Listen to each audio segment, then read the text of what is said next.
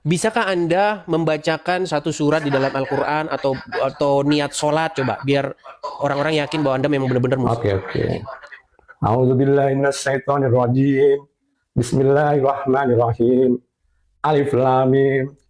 Zalikal kitabul la raiba fihi hudal lil muttaqin.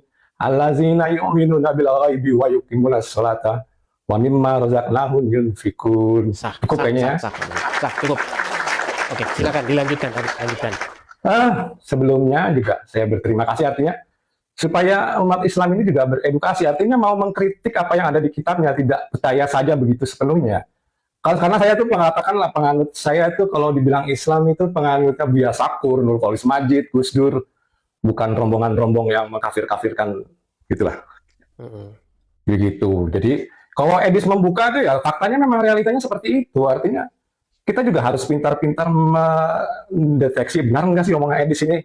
Ya kalau katakanlah, kalau kita boleh fair sendiri, justru Islam itu sebetulnya untuk orang Arab ya, bukan orang di Indonesia gitu.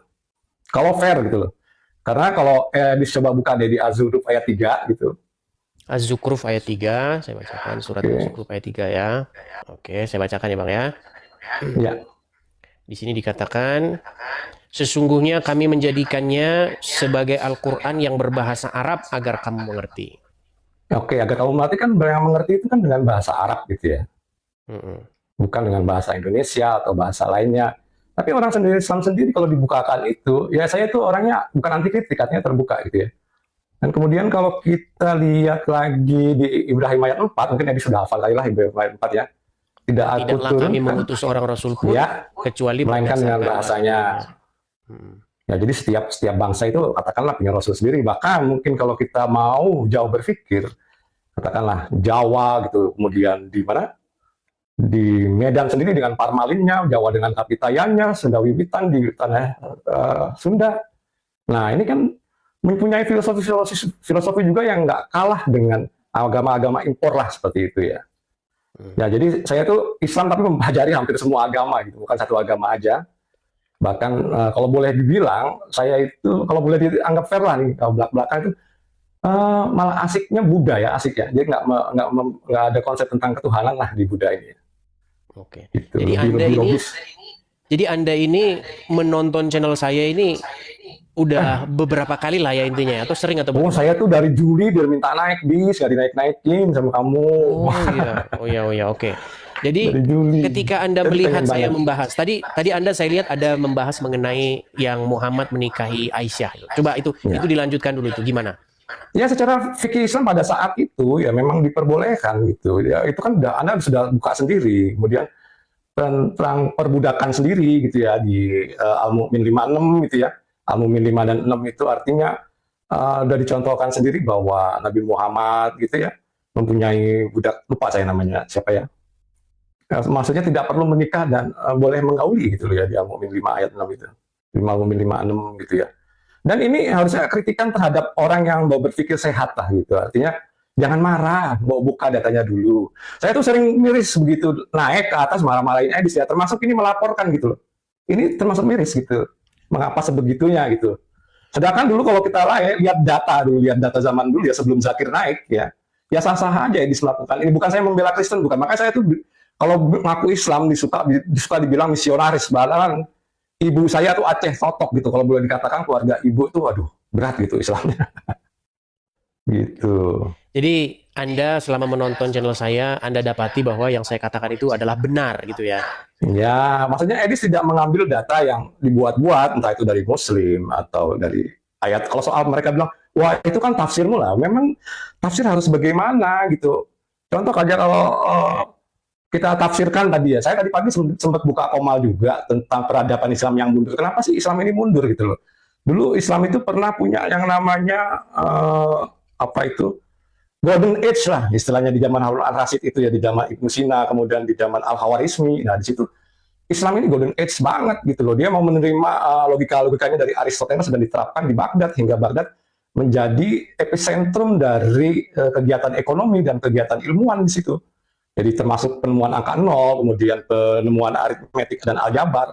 Ini kan orang Islam, tapi kenapa Islam itu mundur gitu ya?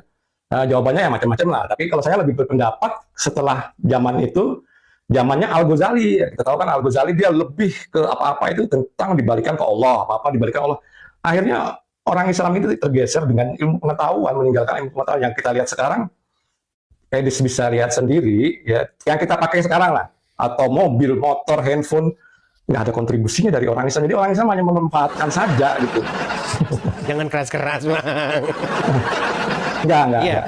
Jadi saya memang fair itu gitu adalah maksudnya. sebuah realita ya. Itu sebuah realita. Bahkan Ya, si guru gembul itu kan mengatakan bahwa memang agama Islam ini sudah mundur begitu. Ya, peradaban Islam ya, peradaban Islam itu mundur gitu ya. Itu bukan guru gembul banyak gitu. Dan di konten saya di YouTube juga saya berbicara tentang ini juga gitu. Cuman memang kalah ngetop sama guru gembul ya.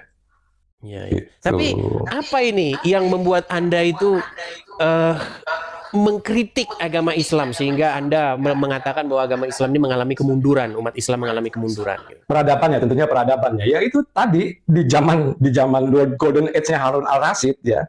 Itu Baghdad itu pernah menjadi pusat perekonomian dunia lah, seperti New York gitu ya, dan pusat ilmu pengetahuan ya.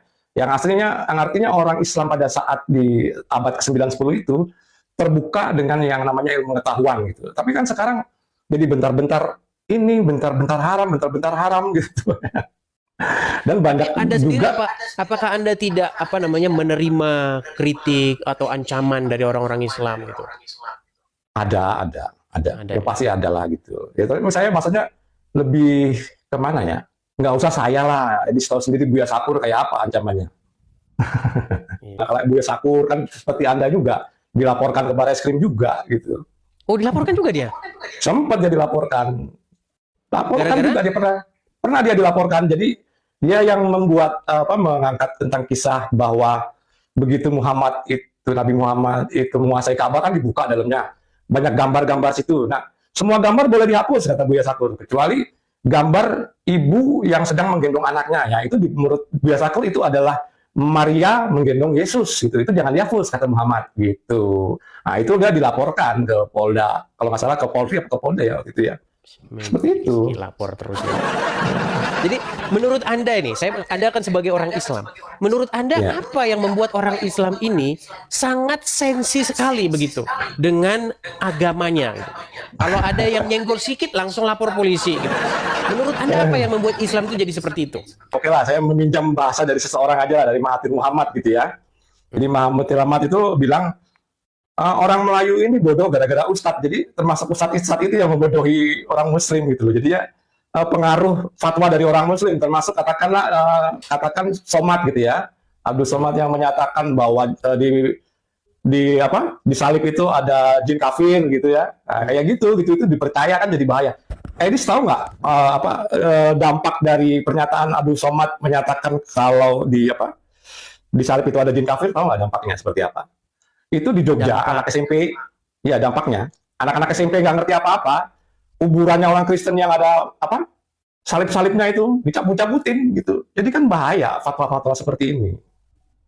Saya kebetulan tinggal di Jogja gitu. Jadinya salah satunya seperti itu gitu. Sebetulnya kan ya kalau Edis dilaporin ke Barreskrim ya lucu lah, begitu Zakir Naik yang kemarin nggak dilaporin gitu kan. Ya, makanya saya bilang ya. Jadi memang faktanya memang seperti itu. Kalau ada orang Islam bahas agama Kristen, itu namanya dakwah, itu namanya syiar agama, itu kan iman kami kan. Ya. Tapi sebaliknya kalau ada orang Kristen bahas agama Islam, itu semua tidak berlaku itu. Agama ya. Oke lah, tapi poin aja lah. Coba mungkin poin yang mau Anda sampaikan ini apa Pak? Gitu. Apa yang mau Anda Poin sampaikan? yang saya sampaikan di sini adalah coba Edis bacakan perjanjian Najran deh gitu. Jadi dulu Muhammad sendiri dengan kaum Kristen itu pernah berdebat dan nggak pernah ketemu. Tapi dilihat hasil perjanjiannya. Perjanjian Najran itu antara kaum Nasrani dan Muslim ya. Nah, salah satunya adalah bila umat Kristiani itu membangun gereja gitu ya, ini harap dibantu yang sifatnya bukan pinjaman, jadi bantuan. Nah, sekarang boro-boro dibantu gitu kan, perjanjian Najran itu nggak ada, dilarang, nggak dikasih izin, iya gitu kan. Dan kalau kita lihat masalah izin ini ya lucu gitu, di Indonesia ada itu ada 60% lah katakan masjid yang tidak berizin kan boleh-boleh aja berdiri gitu kan. Kalau gereja boro-boro. Sekitar 90%. Kalau saya data saya mungkin 60-80 lah, sekitar segitu ya, 60 lah gitu. Karena di ajaran di Najran pun memang tidak, di perjanjian Najran itu ada toleransi beragama gitu perjanjian itu. Cuman dari oleh ulama-ulama sendiri seperti Abdul Somad dan lain-lain gitu nggak pernah diangkat gitu. Termasuk gampangnya mengkafir-kafirkan gitu loh. Kafir itu kan sebetulnya kalau kita baca History of God ya itu adalah maknanya bukan kafir non muslim gitu ya, lebih kata tertutup ya. Yang artinya kemunduran muslim ini karena kekafirannya muslim sendiri gitu loh. Jadi kalau kita lihat mungkin di Al-Maidah 69 atau Al-Baqarah 62 itu di situ dikatakan Nasrani, Yahudi itu termasuk orang-orang beriman semua, bukan orang-orang kafir. Tapi apa yang terjadi ini karena penafsiran yang berbeda gitu. Dan kita tidak bisa memandang hanya dari satu sudut pandang gitu. Gitu, Lis. Oke, baiklah Gitu. Pak Git. Ya. Oke, hanya itu saja ya. Ya, jadi jangan sampai menimbulkan permusuhan. Ya santai-santai kalau memang datanya ada mau diapain lagi kan gitu. Iya, baik. Gitu. Oke, terima kasih Pak Git. Selamat siang. Siang. Oke, selamat siang. Ya. Ya, begitulah ya teman-teman ya. Jadi jangan kalian bilang bahwa semua orang Islam yang nonton channel saya ini kontra begitu. Ada juga ya yang mereka itu sebenarnya mengiyakan omongan saya begitu.